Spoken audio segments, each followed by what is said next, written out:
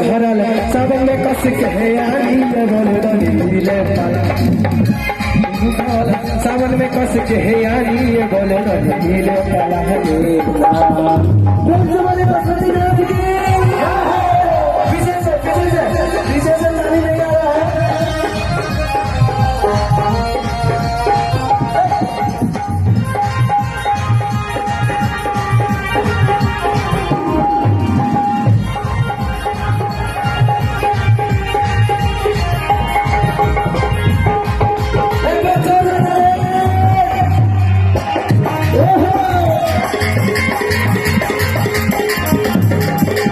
कैसे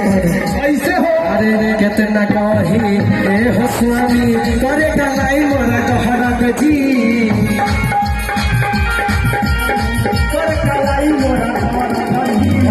कितना कही ए मोरे स्वामी करे कलाई मोरा कहरा गजी कितना कही करे कलाई मोरा अरे होके परेशानी नहीं भले रानी होके परेशानी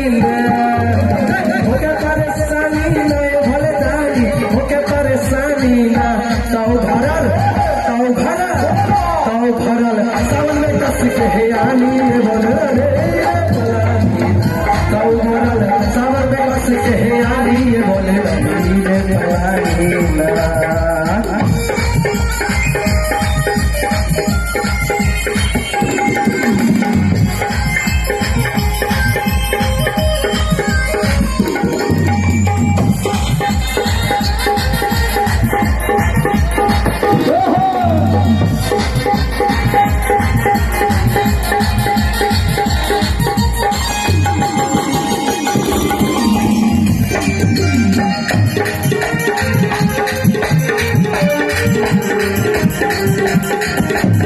ये गीत जो है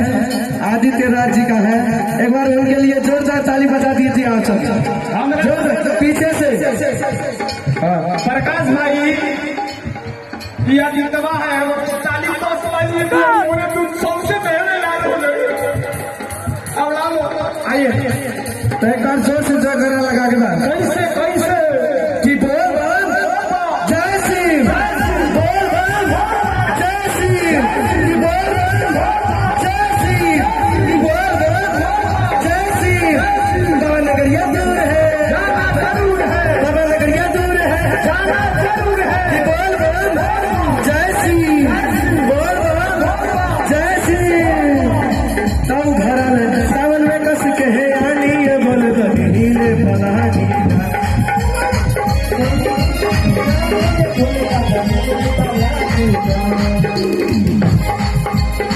देखिए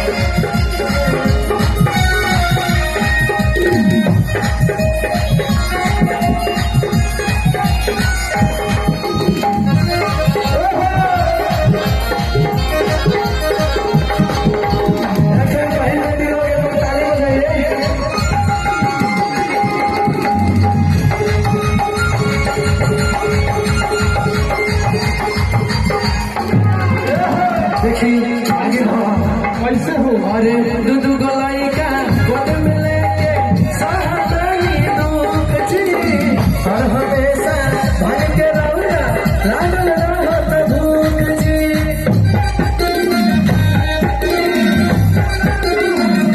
दूध गोलाई का गोद में लेके सहतानी दुख जी